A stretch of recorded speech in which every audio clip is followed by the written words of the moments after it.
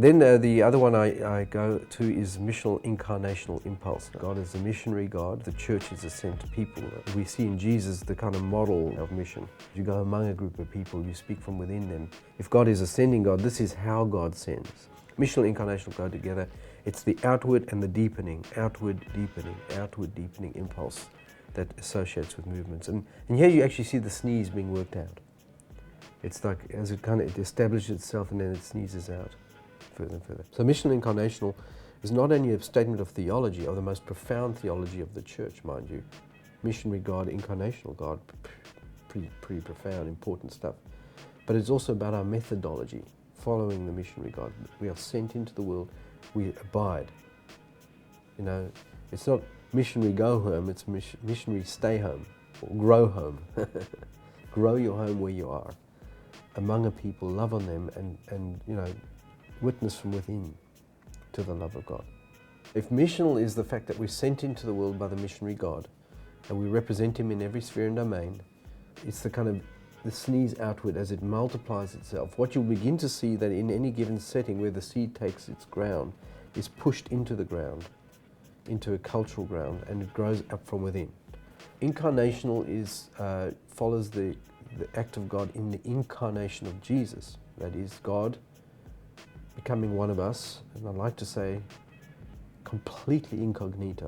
It was 30 years in the neighborhood and no one notices. I mean, what does that say about God? I don't know. Most people don't think about that, but you say, well, this is the God who creates the universe with words, a being of unbelievable, incomprehensible power and intelligence.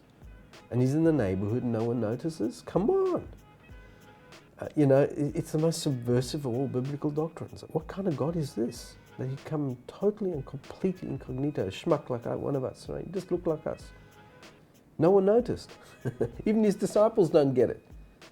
They only get like glimpses and then they go back to their kind of, duh, you know, they don't get it. But in actual fact, it's the biggest compliment He pays to us, right? Incarnation is the compliment He pays to our humanity, but not overwhelming us with cosmic laser beam light and power shows with, you know, stun us into believing. He invites us through love and through sacrifice into a relationship with Himself in Jesus. This must change us. This is how God engages the world. Therefore, we must engage the world in the same way. It's the pattern. That's why I bring the two together. And I think the church is now starting to talk about missional, and I think we're getting that a little bit. It's exciting. Here's the other piece. This is how we should do mission. Yes, we should do this, but this is how we do it.